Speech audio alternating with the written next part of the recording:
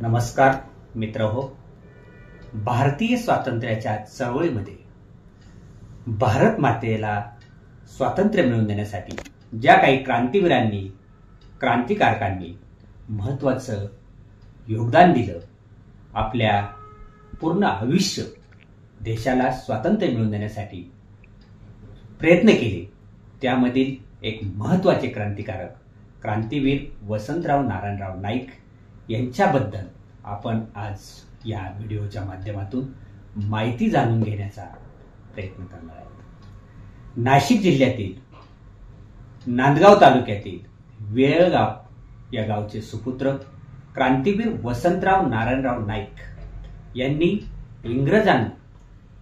भारत मातेला इंग्रजांपासून स्वतंत्र करण्यासाठी आयुष्यभर या कार्यासाठी वाहून घेतलं। अगदी जर वसंतराव नाईकांचा जर जन्मापासूनचा जर इतिहास बघायचा झाला तर अतिशय गर्भश्रीमंत अशा कुटुंबामध्ये ही व्यक्ती जन्माला आलेली होती।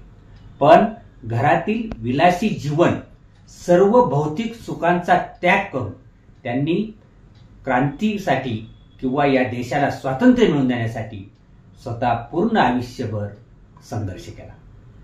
वसंतराव नाईकांच्या जर कार्याची माहिती घ्यायचा प्रयत्न केला तर महात्मा गांधीजींच्या विचाराने प्रेरित होऊन त्यांनी गांधीजींच्या जे काही सत्याग्रह त्यावेळेस सुरू होते, मग आपण सविनय कायदेभंग असेल, चले जाव चळवळ असेल, दांडी सत्याग्रह असेल, अनेक सर्व महत्वाच्या चळवळींमध्ये झोकून देऊन अतिशय महत्वाची अशी भूमिका बजावली। यामध्ये अनेकदा त्यांना तुरुंगवास भोगावा लागला, सक्त मजुरीची देखील शिक्षा त्यांना झाली आणि बऱ्याचदा ते क्रांती करत असताना शासकीय कामकाजामध्ये अडथळा आणणे, जेणेकरून जी इंग्रजांनी जी काही प्रशासनाची जी एक चौकट उभी केली होती ती खिळखिळी करण्याचा प्रयत्न करणे, कम्युनिकेशनचे वेगवेगळ्या प्रकारचे त्यांचे रस्ते आणि वेगवेगळ्या प्रकारचे जे काही टेलिफोन लाईन्स असतील या देखील त्यांनी सर्किट कट करून त्यांनी इंग्रजांना वेठीस आणण्यासाठी वेगवेगळ्या प्रकारच्या ज्या काही क्लुप्त्या आहेत त्या वापरून त्यांनी अनेक प्रकारचे आंदोलन आणि सत्याग्रह, अगदी इंग्रजांनी त्यांना पकडण्यासाठी वेगवेगळ्या प्रकारचे बक्षीस जाहीर केले होते। त्यावेळेस त्यांनी भूमिगत राहून देखील आपली क्रांतीचं जे कार्य आहे ते पुढे न्यायचा प्रयत्न केला। या संदर्भामध्ये जर सांगायचं झालं तर त्यांना पकडण्यासाठी बक्षीस इंग्रज सरकारला जाहीर करावे लागले आणि ज्यावेळेस त्यांना शिक्षा झाली त्या शिक्षेमध्ये जर सवलत हवी असेल तर अमुक इतका रुपये दंड भरावा लागेल, पण त्यांनी दंड भरण्यास नकार दिला आणि मग सरकारने त्यांच्या मालमत्तेचा लिलाव करण्याचा निर्णय घेतला। पण वसंतराव नाईकांची सामान्य लोकांमध्ये इतकी पकड होती, सामान्य लोकांमध्ये त्यांच्या मताचा इतका आदर होता की शासनाने त्यांचा जो काही प्रॉपर्टीचा लिलाव करण्याचं धोरण ठरवलं तर लिलावामध्ये प्रत्यक्ष भाग घेण्यासाठी किंवा बोली लावण्यासाठी दोनदा शासनाने प्रयत्न करून देखील कोणी सामान्य व्यक्ती आली नाही। यातच वसंतराव नाईकांचं सामान्य लोकांसाठी किती महत्वाचं योगदान होतं आणि सामान्य जनता त्यांच्या किती पाठीशी होती आणि सामान्य लोकांच्या प्रश्नांसाठी ते किती लढत होते या गोष्टीची आपल्याला जाणीव होती। हे झालं त्यांचं क्रांतीच्या संदर्भातील काम। अगदी जर त्यांचं जर बघितलं तर जो काही समाजाचा उपेक्षित वर्ग आहे, जो सामान्य कामगार आहे, जो असंघटित क्षेत्रातला कामगार आहे, मग तो अगदी परिवहन सेवेतील कामगार असेल, रेल्वे कामगार असेल, साखर उद्योगातील असेल किंवा वेगवेगळ्या प्रकारचा जो काही कंपनी किंवा इंडस्ट्रीज मधील कामगार असेल, या सर्व कामगारांना न्याय हक्क मिळवून देण्यासाठी त्यांनी वेगवेगळे लढे दिले। या कामगारांना न्याय मिळवून देण्यासाठी त्यांनी वेगवेगळ्या प्रकारचा संघर्ष केला। सामान्य जो शेतकरी आहे किंवा सामान्य जो कष्टकरी आहे, जो उपेक्षित आहे, कामगार आहे, या सर्व घटकांना न्याय मिळवून देत असताना त्यांनी या सर्व लोकांसाठी अगदी विधिमंडळामध्ये देखील निवडून गेल्यानंतर एक अभ्यासू संसदपटू म्हणून त्यांचे विधिमंडळातील भाषणं देखील गाजलेली आहेत आणि त्यांच्या अनेक भाषणांमधून, लक्षवेधींमधून वेगवेगळ्या प्रकारचे कायदे देखील तयार होण्यामागे या सर्व या गोष्टींचा फायदा झालेला आहे। अगदी जर आपण बघितलं तर कुळ कायदा, यानंतर जे काही सावकार ज्यावेळेस सावकार पद्धत होती त्या सावकारांच्या माध्यमातून सामान्य जनतेचं मोठ्या प्रमाणात शोषण होत होतं, या विरोधात देखील त्यांनी आवाज उठवला।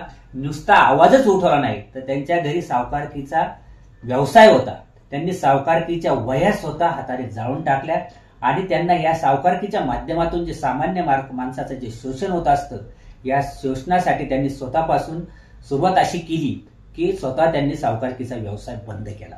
अनेकदा त्यांना हे करत असताना भूमिगत राहावं लागलं. इंग्रजांच्या विरुद्ध संघर्ष करत असताना भूमिगत राहावं लागलं आणि या भूमिगत असताना शासनाने त्यांना वेळोवेळी पकडण्याचा प्रयत्न केला. अगदी त्यांच्या आईचं ज्यावेळेस निधन झालं, अंतिम दर्शनासाठी वसंतराव नाईक येणार म्हणून पोलिसांनी प्रचंड मोठ्या प्रमाणामध्ये फौज फाटा उपस्थित केला होता आणि पोलिसांना वसंतराव नाईकांना त्या दिवशी अरेस्ट करायचं होतं. पण ते पोलिसांच्या आईचं अंत्यदर्शन घेऊन वेषांतर करून आले आणि पोलिसांच्या हातावर तुरी देऊन तिथून देखील निसटले. म्हणजे वसंतराव नाईक हे किती चिकित्सक आणि किती मुत्सद्दी क्रांतिकारक होते हे यातून आपल्या लक्षात येतं.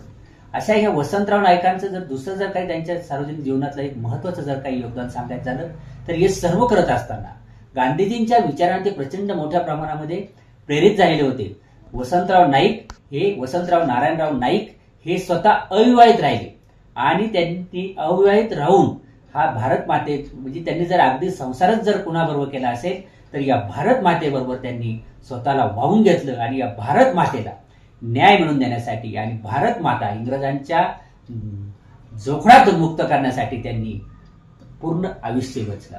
मग तत्कालीन त्यांचं जे काही सार्वजनिक चळवळीतलं योगदान आहे, कष्टकरी कामगार सामान्य माणूस आणि अगदी विधिमंडळातील कामकाजाचं सुद्धा जे काही योगदान आहे याचं एक निरंतर स्मारक व्हावं म्हणूनच क्रांतीवीर वसंतराव नारायणराव नाईक या शिक्षण प्रसारक संस्थेची नाशिक येथे स्थापना झाली. अशी ही वसंतराव नारायणराव नाईक यांचे जे काही क्रांतीतील महत्वाचे योगदान आहे, अनेक क्रांतिकारकांबरोबर त्यांचा संपर्क आहे. स्वतः प्रचंड श्रीमंत कुटुंबात जन्माला येऊन अविवाहित राहून त्यांनी कष्टकरी सामान्य कामगार ते भारत मातेला मिळणारं स्वातंत्र्य या सर्व स्तरावर अगदी विधिमंडळामध्ये असेल, सामान्य चळवळीमध्ये असेल किंवा इतिहासामध्ये ज्या काही वेगवेगळ्या प्रकारच्या चळवळी झाल्या या चळवळीमध्ये त्यांनी योगदान दिलं. आपण या व्हिडिओच्या माध्यमातून क्रांतीवीर वसंतराव नारायणराव नाईक त्यांचं संपूर्ण जीवन कार्य थोडक्यात समजून सांगण्याचा प्रयत्न केला. आपल्या सर्वांना जर ते आवडले असेल तर ते शेअर करा, या चॅनलला सबस्क्राईब करा. धन्यवाद. नमस्कार.